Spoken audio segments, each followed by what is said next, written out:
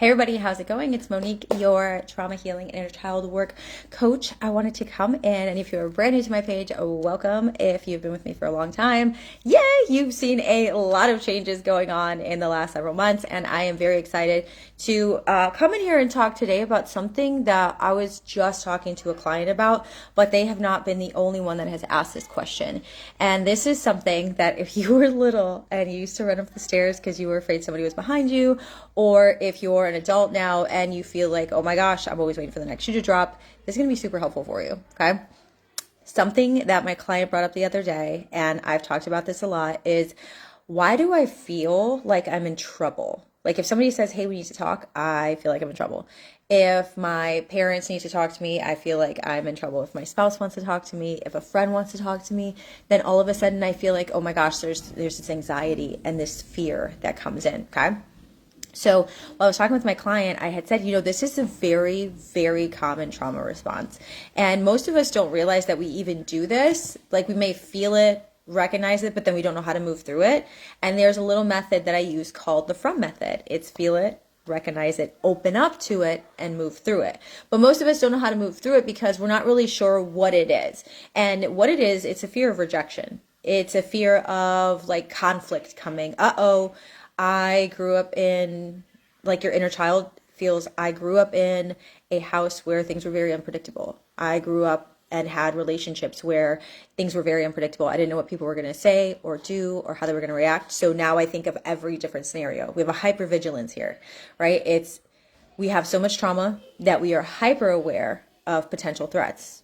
And that's a good thing. Like it's good for us to be like that. But at the same time, we have to recognize it, open up to it, and move through it like the FROM method, right? And what that means is it's going to change all of the things that we have learned about fear and trauma and waiting for the next shoe to drop and that hypervigilance and feeling low self-worth and fearing like we're going to be abandoned. A lot of us don't realize that when we were younger, we have abandonment issues because people weren't there for us when we needed them.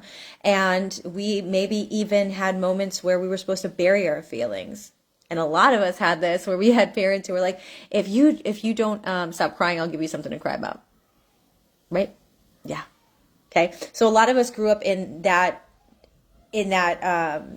generation where we were supposed to hide our feelings, hide our emotions, and we were supposed to be very independent at a very young age. Like if you're around my age and you're 40, I'll be 40 in, I think next month, 6 weeks, I'll be 40. And I grew up in that era where it was really about growing up very fast, being independent. I had a single mom, so it was like constantly thinking there was conflict coming home, not knowing who was coming home, not knowing what to expect when I was in a relationship, and not knowing if somebody was going to be mad at me or if I was going to get yelled at, or if I did something really, really good, I didn't know if I was going to get in trouble or get praise. It was just so unpredictable that anytime anybody wanted to talk to me, I just didn't know what was going to happen. So my brain would just go all over the place and think of the worst case scenario, but very rarely the best case scenario. And this is where everything changes. When you use something like my FROM method and you feel what you're feeling, right? You feel, oh my God, somebody needs to talk to me. Then you recognize it. Oh, there's the trigger. I am thinking that the worst is going to happen. Let me just open up to this, right? Let me just open up to the feeling and think, okay, how can I move through it? Well, you can move through it by realizing that it's probably nothing. It's not going to be a traumatic experience. It's not going to be bad. We can really use some mindful techniques that I teach my clients. We can do some reframing around the situation. We do inner child work around this.